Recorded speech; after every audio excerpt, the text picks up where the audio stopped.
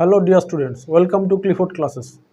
তোমরা যারা 2024-এ উচ্চ মাধ্যমিক পাশ করেছো এবং কলেজে ভর্তি হতে যাচ্ছ, তারা কেউ অনার্স নিতে চাইছো, কেউ পাস নিতে চাইছো। কিন্তু 2023 সাল থেকে আমাদের পশ্চিমবঙ্গে প্রায় সমস্ত ইউনিভার্সিটিতে ন্যাশনাল এডুকেশন পলিসি চালু হয়ে গেছে এবং সেই অনুযায়ী এখন অনার্স 4 বছরে হয়েছে এবং জেনারেল 3 বছর হয়েছে। তো আগে যে অনার্স ছিল 3 বছর, তো সেই হিসাবে আগের যে সিলেবাস সেগুলোর কিছু কিছু পরিবর্তন হয়েছে, কিন্তু ওভারঅল বিভিন্ন পেপারের পরিবর্তন হয়েছে। কোন কোন পেপার পরিবর্তন হচ্ছে, তাদের কি কি বিষয়গুলো নিয়ে পড়তে হচ্ছে, সেগুলো আমরা একটু আলোচনা করব। বিশেষ করে মেজর এবং মাইনর এই দুটো শব্দ খুব কনফিউজ করছে স্টুডেন্টদের। তো যারা এই মুহূর্তে কলেজে ভর্তি হতে যাচ্ছ, তারা মেজর এবং মাইনর এই বিষয়টা একটু জেনে নাও, যে কোন সাবজেক্টে কটা মেজর থাকছে, কোন কটা মাইনর থাকছে। যারা অনার্স পড়ছো তাদের মেজর মাইনর কি থাকছে, যারা পাস পড়ছো তাদের মেজর মাইনর কি থাকছে, কটা সেমিস্টার হচ্ছে, এগুলো একটু আমরা আলোচনা করছি। তো যদি আমি দেখি,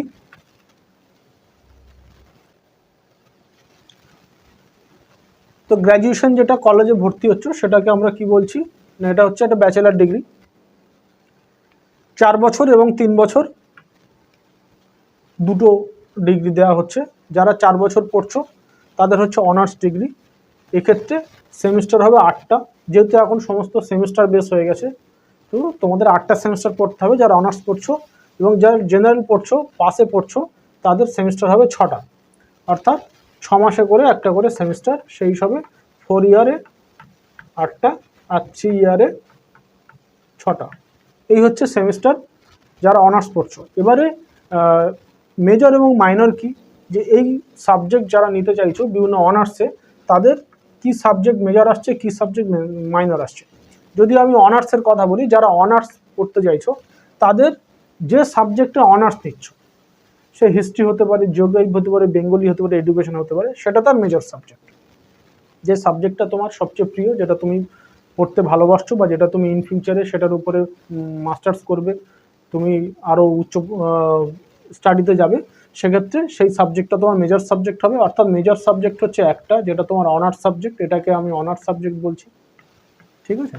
আর হচ্ছে মাইনর সাবজেক্ট দুটো, মানে আগে যেমন আমাদের থাকতো একটা অনার্স সাবজেক্ট, দুটো পাস সাবজেক্ট, সিস্টেম একই রকম আছে, সেটাকে আমরা পাস সাবজেক্টের জন্য মাইনর সাবজেক্ট বলা হচ্ছে। মাইনর সাবজেক্ট দুটো, মাইনর 1, মাইনর 2। যারা 3 বছরের অনার্স পাস পড়ছো, জেনারেল পড়ছো, তাদের ক্ষেত্রেও কিন্তু একই রকম। মনে করো তুমি বাংলাতে অনার্স নিলে, তাহলে তুমি এখান থেকে তুমি দুটো সাবজেক্ট মাইনর চয়েস করতে পারবে। তাহলে হিস্ট্রি মনে করো আমি মাইনর 1 নিলাম, আর এডুকেশন মাইনর 2 নিলাম। এটা আমি হাইপোথেটিক্যালি বলছি, কিন্তু কলেজ তোমাকে যেমন কম্বিনেশন অফার করবে তোমাকে তেমন কম্বিনেশন নিতে হবে।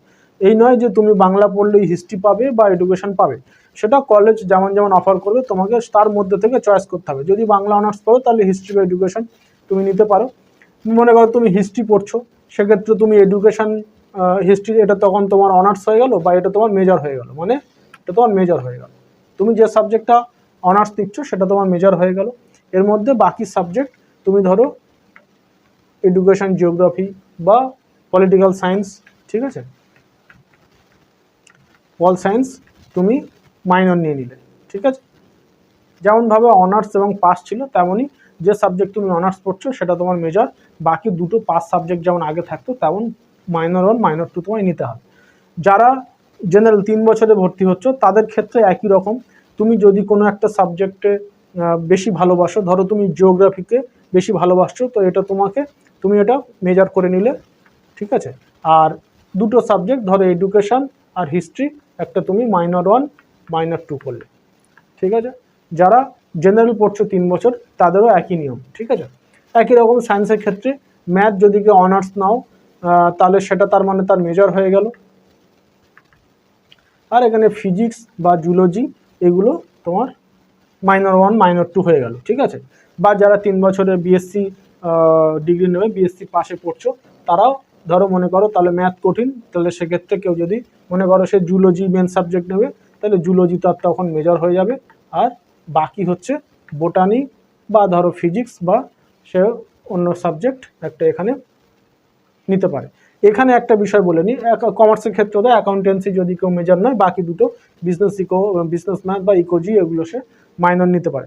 এখানে একটা বিষয় বলে নিই, যেহেতু এটা মাল্টিডিসিপ্লিনারি কোর্স, ঠিক আছে, এমডিসি, তো এক্ষেত্রে নিয়ম হচ্ছে যে তুমি কিন্তু চাইলে যে সাবজেক্ট তুমি মেজর হিসাবে নিচ্ছ, তোমার নিজের যে স্ট্রিমের সাবজেক্ট যেটা তুমি পড়ে এসছো অলরেডি, সেটা ছাড়া মাইনর সাবজেক্ট হিসাবে অন্য স্ট্রিমের সাবজেক্ট নিতে পারো। ধরো মনে করো কেউ ফিজিক্স অনার্স পড়ছে, বা ফিজিক্স তার মানে সে মেজর নিয়েছে, ঠিক আছে, সে কিন্তু ধরো জুলজি মাইনর 1 নিল, সে যদি চায় সে এখান থেকে জিওগ্রাফি মাইনর 2 হিসেবে নিতে পারে, ঠিক আছে, বা এডুকেশন মাইনর 2 হিসেবে নিতে পারে, বা মাইনর 1 হিসেবে নিতে পারে। এটা নেওয়া যায়, নিয়ম আছে, কিন্তু যেহেতু ইউনিভার্সিটিগুলো সেই অপশন সবসময় দিচ্ছে না, তাদের সেই অপশন পাওয়া যাচ্ছে না, ফলে সেটা স্টুডেন্টরা নিতে পারছে না, কিন্তু এটা নেওয়া যায়, নিয়ম আছে, ঠিক আছে। তো এই হলো মোটামুটি তোমাদের নিয়ম, যে তোমরা যে সাবজেক্টে অনার্স পড়ছো বা যারা 3 বছরের কোর্স পড়ছো, তাদের যে সাবজেক্টটা ভালো লাগছে সেটা সে মেজর সাবজেক্ট নেবে, বাকি দুটো সে মাইনর সাবজেক্ট নেবে। সিলেবাসের কথা যদি বলি, তাহলে যে সাবজেক্টে যে অনার্স পড়ছে 4 বছর, আর যে 3 বছরে পাশে পড়ছে, তাদের কিন্তু প্রত্যেকটা স্টুডেন্টের সাবজেক্টের সিলেবাস একই প্রায়, ঠিক আছে। মানে ধরো কেউ এখানে মনে করো কেউ বেঙ্গলি মেজর নিয়েছে, একই স্টুডেন্ট সে বেঙ্গলি মাইনর নিয়েছে, একটা স্টুডেন্ট বেঙ্গলি মেজর নিয়েছে আর অন্য স্টুডেন্ট বেঙ্গলি মাইনর নিয়েছে, দুজনে কিন্তু সিলেবাস একই। 3 বছর ধরে যে সিলেবাস তুমি পড়ছো, অর্থাৎ যে মেজর সাবজেক্ট যা পড়ছে তুমি মাইনর সাবজেক্টও সেম সিলেবাস পড়ছো, ঠিক আছে। ফলে পাস অনার্সের কিন্তু তেমন কোনো আর ভাগ থাকছে না, যে যেমনভাবে 3 বছর পড়ছে, যে 4 বছর অনার্স পড়ছে তার কেবলমাত্র 4 বছর গিয়ে একটা রিসার্চের পেপার থাকছে এক্সট্রা, এছাড়া বাকি কিন্তু তেমন কোনো পার্থক্য নেই। ফলে 3 বছর যে পড়ছে সে পরে যদি চায় যে সে তার 4 বছর আপলিফ করবে, 4 বছরের আরও 1 বছর পরে অনার্স কমপ্লিট করবে, সেক্ষেত্রে তাকে 75% মার্কস ওভারঅল যদি 3 বছর মিলিয়ে পায়, তাহলে সে আবার 4 বছর লাস্ট বছরটা রিসার্চ হিসাবে পড়তে পারে, এটা নিয়ম রয়েছে, ঠিক আছে। তো যে 4 বছরে অনার্স পড়ছে আর যে 3 বছরের জেনারেল পড়ছে, তাদের কিন্তু মোটামুটি মেজর হোক মাইনর হোক সিলেবাস মোটামুটি একই, ঠিক আছে। এবারে যদি আমি এর সাথে অন্য কিছু যে সাবজেক্টগুলো পড়তে হয় সেগুলো যদি দেখি, তাহলে যদি দেখি এসিসি বলে একটা পেপার পড়তে হয়, যেটা স্কিল এনহ্যান্সমেন্ট কোর্স বলা হচ্ছে। এটা হচ্ছে যে সাবজেক্টে তুমি মেজর হিসাবে নিচ্ছ বা অনার্স হিসাবে নিচ্ছ, সেই মেজর সাবজেক্টটা রিলেটেড একটা সাবজেক্ট, ঠিক আছে। ধরো কেউ হিস্ট্রি নিয়েছে, তাহলে এসিসি পেপারটা ওই হিস্ট্রি রিলেটেড একটা পেপার থাকবে, ঠিক আছে। যদি আইডিসি যে সাবজেক্টটা, সেটা হচ্ছে ইন্টারডিসিপ্লিনারি কোর্স। এটা হচ্ছে যে সাবজেক্ট তুমি মেজর এবং মাইনর হিসেবে চয়েস করেছো, মানে তুমি মেজর সাবজেক্ট একটা নিলে আর দুটো মাইনর সাবজেক্ট নিলে, তাহলে এই যে তোমার 3টে সাবজেক্ট তুমি নিয়েছো, এর বাইরে যে সাবজেক্টগুলো আছে সেগুলো তোমার তার মধ্যে থেকে একটা আইডিসি পেপার তোমায় পড়তে হবে, সেটা কলেজ নির্ধারণ করে দেয়। বিভিন্ন কলেজ তারা কিছু কিছু সাবজেক্টে আইডিসি দিয়েছে, অনেক কলেজে মাস কমিউনিকেশনের জার্নালিজম আছে, অনেক কলেজে আর্টিফিশিয়াল ইন্টেলিজেন্স, যেটা এখন এআই তৈরি হয়েছে সায়েন্স স্টুডেন্টদের জন্য, সেটা রয়েছে। তো তুমি যে সাবজেক্টগুলো অনার্স পড়ছো বা মেজর পড়ছো, বা যারা পাসে পড়ছো কোনো একটা সাবজেক্ট মেজর পড়ছো বা দুটো সাবজেক্ট মাইনর পড়ছো, তার বাইরে একটা সাবজেক্ট যেটা কলেজ ঠিক করে রেখেছে, সেখান থেকে তোমাকে চয়েস করতে হবে আইডিসি সাবজেক্ট হিসাবে। আইডিসিকে বলছে ইন্টারডিসিপ্লিনারি কোর্স। এখান থেকে তোমাকে যেটা আদার দ্যান মেজর এবং মাইনর, মেজর বা মাইনরের বাইরে যে সাবজেক্ট, সেটা তোমাকে এখান থেকে পড়তে হবে। আরেকটা সাবজেক্ট থাকে এইসি এবিলিটি এনহ্যান্সমেন্ট কোর্স। এটা মেনলি ইংরাজি বা বাংলা যেটা কম্পালসারি আমরা পড়তাম, সেই ইংলিশ বাংলা কম্পালসারি সাবজেক্ট। বেশিরভাগ স্টুডেন্টের ফার্স্ট সেমিস্টারে ইংলিশে থাকে, ঠিক আছে, অনেকের বাংলাও আছে। আরেকটা হচ্ছে যে এটা কমন ভ্যালু অ্যাডেড কোর্স, ঠিক আছে। এর মধ্যে দুটো জিনিস থাকে, একটা হচ্ছে এনভায়রনমেন্ট থাকছে, আর একটা হচ্ছে তোমার এনভায়রনমেন্ট স্টাডিজ যেটা আমরা পড়ি, আর একটা হচ্ছে কনস্টিটিউশনাল ভ্যালু বলে একটা থাকছে, যে সাংবিধানিক মূল্যবোধ, আমাদের দেশের সংবিধান কীভাবে তৈরি হয়েছিল, আমাদের প্রত্যেকের নাগরিকের যে মৌলিক অধিকার, আমাদের কি কি আমরা অধিকার পেতে পারি, ঠিক আছে, দেশের লোকসভা রাজ্যসভা এগুলোর সম্বন্ধে একজন সাধারণ নাগরিকের কিছু জানার প্রয়োজন, সেই যে জেনারেল নলেজ সেইটা সংবিধান সম্পর্কে সেখানে কিছু দেওয়া থাকছে, ঠিক আছে। তো এই মোটামুটি তোমাদের সাবজেক্ট হিসাবে থাকছে। তো এই মুহূর্তে যারা বিভিন্ন কলেজে ভর্তি হতে যাচ্ছ, মোটামুটি এখনও সব জায়গায় ভর্তি শুরু হয়নি, যেহেতু ভোট চলছে, তো জুন মাস থেকেই ভর্তি শুরু হবে। বিভিন্ন পোর্টাল চালু হবে, একটা ওয়েস্ট বেঙ্গল একটা পোর্টাল চালু করবে, সেই পোর্টাল থেকেই সমস্ত ভর্তি হবে, সেন্ট্রাল পোর্টাল তৈরি হবে।